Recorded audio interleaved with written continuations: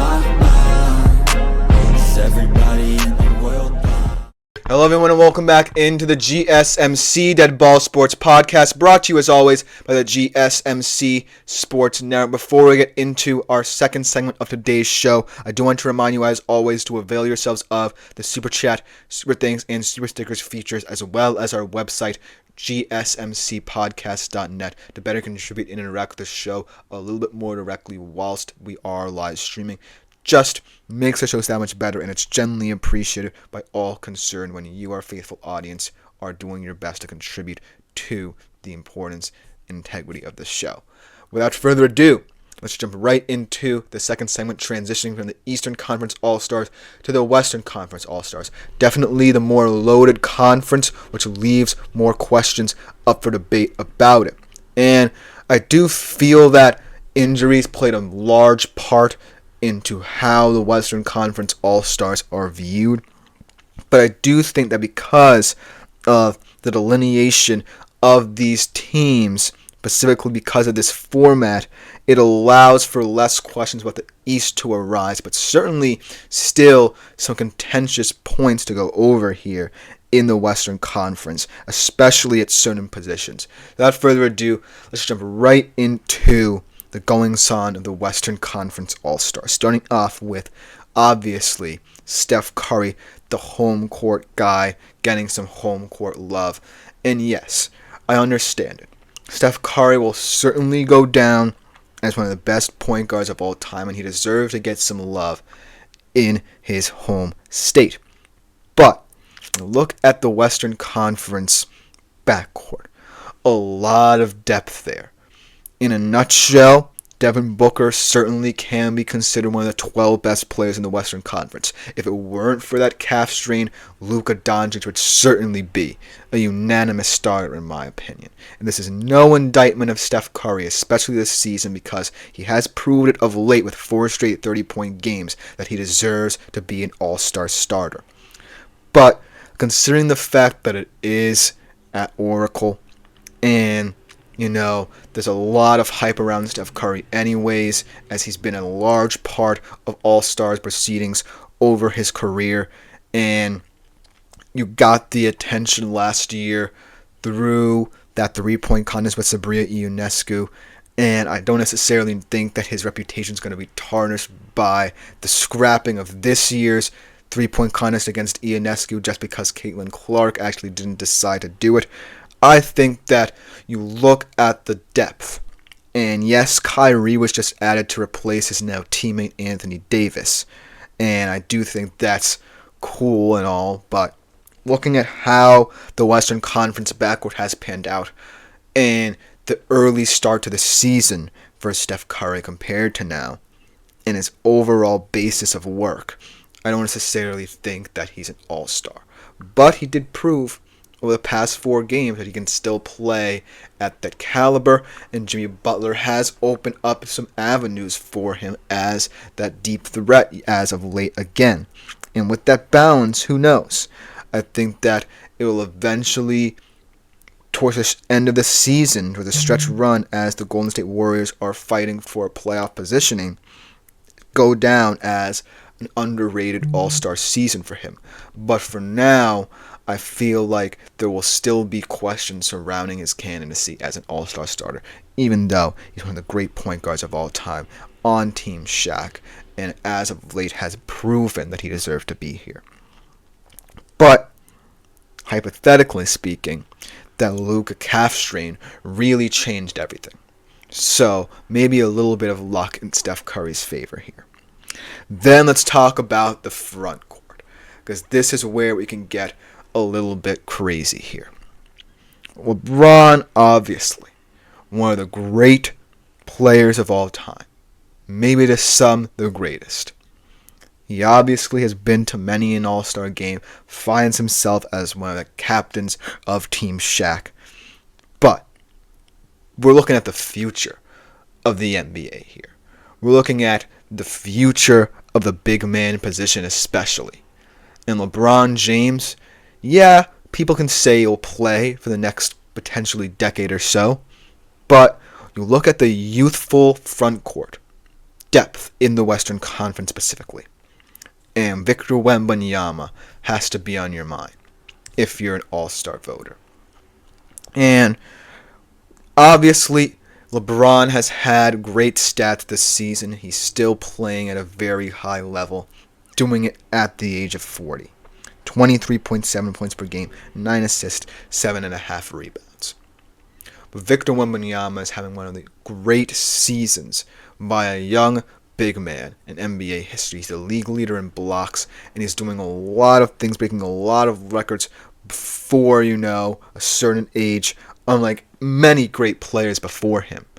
So if this were any season to say that Victor Wembanyama is becoming the next face of the league, this was it.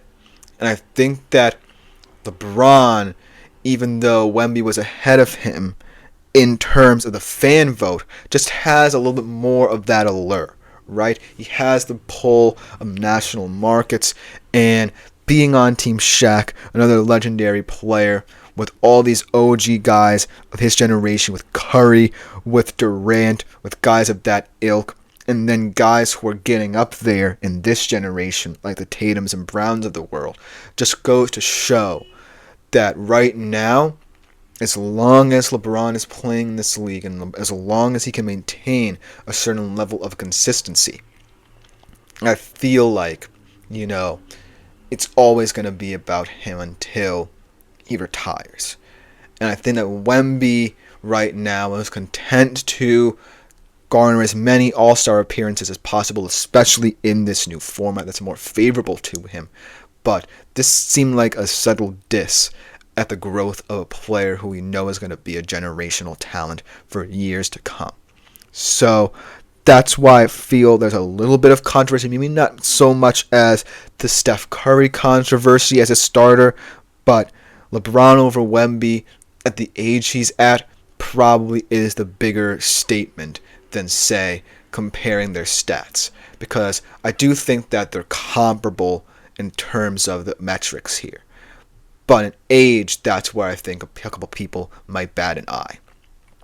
Now let's talk about the MVP race and how that'll be brought to the forefront here.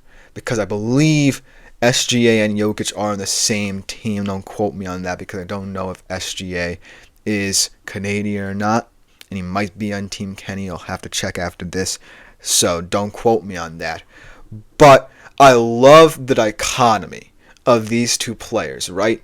Because you have a player in Nikola Jokic who is going to go down as one of the all-time great centers, right? He has an incredible resume and his ability as a big man to pick you apart from every level of the court, and his high offensive IQ. He's going to be a star in many people's minds for many generations to come.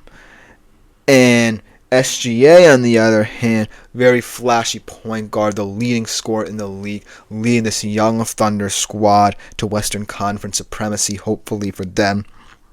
Compare them, though, and they're drastically different players when they enter the All-Star Game world. Nikola Jokic is not necessarily as coveted as, say, a Shai Gilgeous-Alexander. And especially on Team Barkley, where you have a lot of international talent. The international talent that is there is heavily suited for big men. Whereas a guy like Shai is kind of anomalous in a team like Charles Barkley's because of his flashy talent. But in terms of format, this kind of changes everything because it gives a kind of balance to all the different positions. It gives more of an importance to, say, a guy like Jokic, perhaps. Because by putting him in this kind of squad, where he's not the only big man, I feel like that will allow him to just take this as it comes to him. Because before, he wasn't necessarily, the most coveted player in terms of the draft system when guys like LeBron and Durant were drafting their teams because, well, you had the sexiest option in a all-star setting.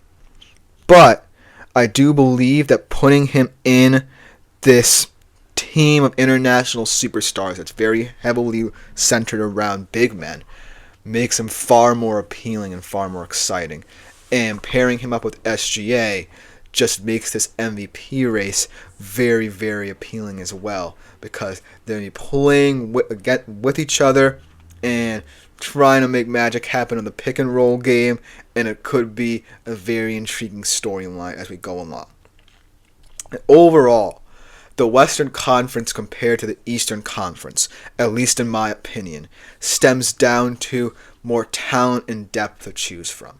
While I feel like the Eastern Conference had a couple more snubs, LaMelo Ball is a prime example, the Western Conference has more questions about where to fit all its talent, especially how dominant they are at the center and forward positions.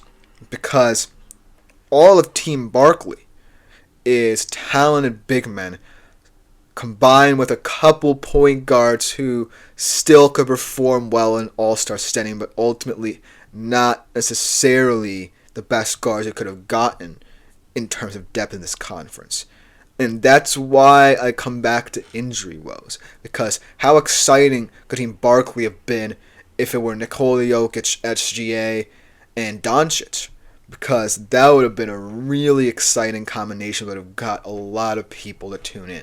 But nevertheless, I do feel that a lot more of the Western Conference players appeal to a national market, whereas the East, it kind of stems down to volume of work, right? Because that's how two Knicks are on the team when a lot of people in Boston and Cleveland are disappointed, right?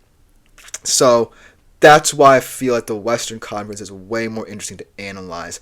But let me know what you think in the comments below, because the Western Conference has more talent, but I think that the Eastern Conference really has more debate and more interest in terms of that debate as a result as well.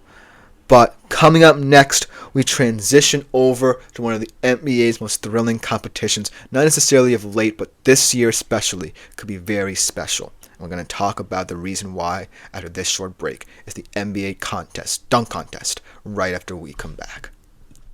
Looking for your daily fix of sports talk without having to pay